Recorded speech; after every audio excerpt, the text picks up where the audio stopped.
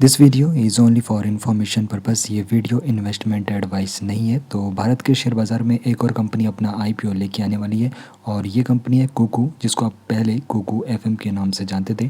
तो आईपीओ की राशि के बारे में आपको बताऊं तो ये कंपनी 3,000 करोड़ रुपए का आईपीओ लेके आ रही है और इस कंपनी के बारे में विस्तार से समझेंगे और इसके आईपीओ के बारे में भी समझेंगे, कब तक इसका आईपीओ आ सकता है। तो कुकू की काफ़ी बड़ी यहाँ पर योजना है, इनिशियल पब्लिक ऑफरिंग। तो यहाँ पर स्टॉक मार्केट में लिस्ट होने की यहाँ पर जो इसकी उम्मीदें हैं तो कब तक रहने वाली ये भी समझेंगे। लेकिन उससे पहले आपको बता दूँ, यहाँ पर बड़े बड़े नाम मौजूद रहने वाले हैं, जिसमें एक्सिस कैपिटल हो गया, कोटक, जेफरीज और जेएम फाइनेंशियल हो गया। तो ये मैनेज करने वाले इस आईपीओ को तो काफ़ी बड़े दिग्गज यहाँ पर रहने वाले हैं। तो इस आईपीओ में फ्रेश इशू और ऑफर फॉर सेल के जरिए यहाँ पर रकम जुटाई जाने वाली है। तो सबसे पहले समझेंगे हम यहाँ पे फ्रेश इशू क्या होता है। तो जब यहाँ पर जो कंपनी है वो पूंजी उठाती है और उस पूंजी का जो उपयोग यानी कि जो अमाउंट है उसका उपयोग अपनी ग्रोथ के लिए करती है। और ओएफएस में क्या करते हैं, जो यहाँ पे मौजूदा निवेशक होंगे तो वो अपने शेयर बेच लेते हैं, तो वो होता है ओएफएस। तो यहाँ पर कोको की कहानी को आप लोगों को समझ लेना चाहिए। तो स्टार्टअप से लेके और आईपीओ तक की इसकी कहानी क्या बयां करती है। तो यहाँ पर इसकी शुरुआत होती है सन 2018 में।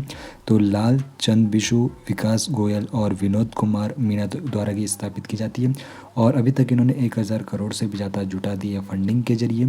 और अभी इसके हाल ही में 1 करोड़ से ज़्यादा सब्सक्राइबर भी हो चुके हैं। तो काफ़ी बड़ा सब्सक्राइबर बेस इसका बन चुका है। बाकी यहाँ पर कुकू एफएम में आपको ऑडियो बुक तो मिलती है, साथ ही साथ यहाँ पर आपको शॉर्ट फॉर्म वीडियो और माइक्रो ड्रामा भी मिलता है, जिसमें आपको फाइनेंस की नॉलेज हो गई, मोटिवेशन हो गया, ड्रामा हो गया, हेल्थ कंटेंट आपको यहाँ पर मिलता है।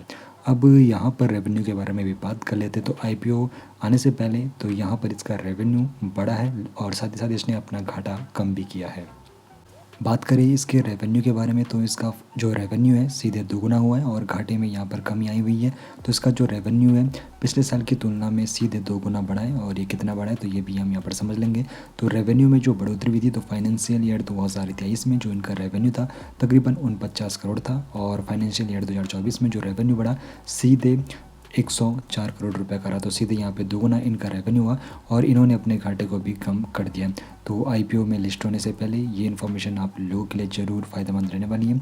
अब यहाँ पर इनका आगे का क्या रास्ता रहने वाला है, तो पब्लिक लिस्टिंग की इनकी क्या रहने वाली है उसको यहाँ पर आसानी से समझ लेते हैं।